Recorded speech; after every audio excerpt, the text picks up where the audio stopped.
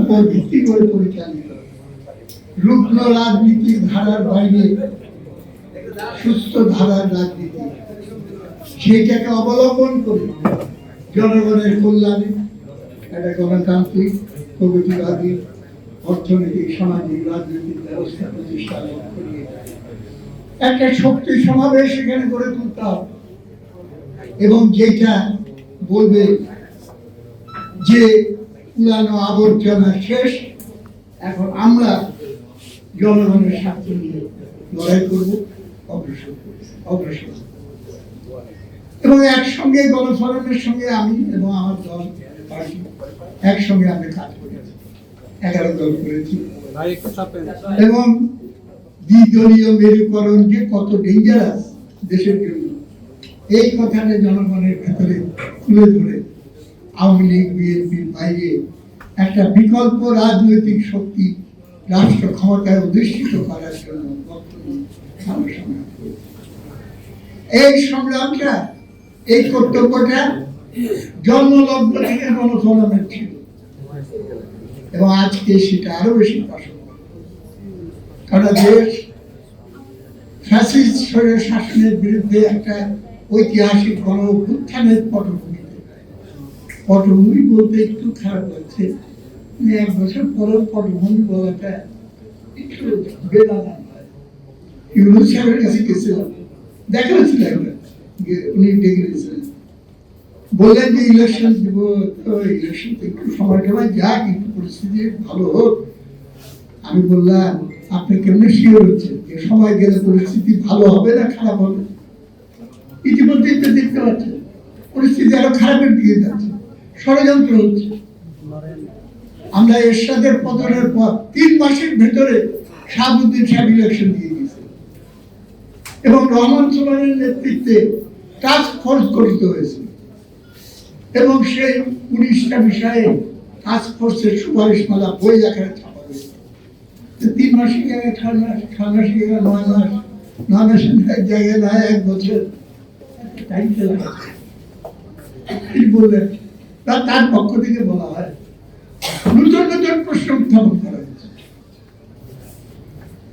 এইটা কোনো বিপ্লবী সরকার না, এইটা কোনো রেগুলার সরকার না, এইটা হলো অন্তর্বর্তীকালীন সরকার। অন্তর্বর্তীকালীন বাংলা শব্দ, এটার অর্থ কি? একটা অবস্থা আরেকটা অবস্থা, এই দুইটার মাঝখানে অনির্বাচিত ব্যবস্থা ছিল, নির্বাচিত ব্যবস্থা ছিল, মাঝখানে তোমার কাজ কি? কাজ অবশ্যই একটা বড় কাজ, যে হত্যাযজ্ঞ চলেছে তার বিচার, আহত নিহতদের যে অতীতের সাহায্য সহযোগিতা দেওয়া দরকার সেটা করা, এবং বিগত সময় যে সব অপরাধ বিচার করা, এবং দৈনন্দিন কার্যকলাপ পরিচালনা করা। কিন্তু সামনের দিকে এগিয়ে যেতে হলে তোমাকে জনগণের উপরে নির্ভর করতে হবে, নির্ভর করে জনগণের রায়ের ভিত্তিতে দেশ চালাতে হবে। বলে যে সংস্কার না করে আমি ইলেকশন করি কিভাবে? কেন সবকিছু তো পচে গেছে। আমি একটা প্রশ্ন করেছি, সেই প্রশ্নের জবাব আমি এখনো পাইনি। এই কথা ঠিক, সমাজ দেহ এবং রাজনীতি পচনের প্রক্রিয়ার ভিতরে চলে গেছে। সবকিছুকে মেরামত করতে হবে, সংস্কার করতে হবে।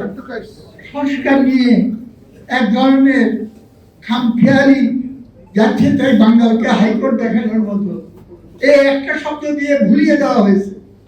সংস্কার মানে পরিবর্তন, কিন্তু মনে রাখবেন সংস্কার বা পরিবর্তন সামনের দিকেও হতে পারে, পেছন দিকেও হতে পারে। যারা সংস্কারের নামে আমাদের দেশকে পেছন দিকে নিয়ে যেতে চায় এবং পাকিস্তানের ভূত আবার আমাদের উপরে চাপিয়ে দিতে চায়, জামাতে ইসলাম বড় বড় কথা বলে। আমার কাছে আছে, আমি এটা আপনাদের দিয়ে গেছি। দ্য আর্টিকেল অফ সারেন্ডার 71 সালের 16 ডিসেম্বর নিয়াজি এবং জগদীপ সিং সেটা সই করেছিল। সেখানে লেখা আছে, উই পাকিস্তানের arm force, civil Naval force, air force along with all auxiliary paramilitary and civil forces unconditionally surrender করছে। auxiliary force কারা? auxiliary force হলো আল বদর, রাজাকার, আল শামস, এবং কারা? পলিটিক্যাল অক্সিলারি ফোর্স ওয়াজ জামাত ইসলাম।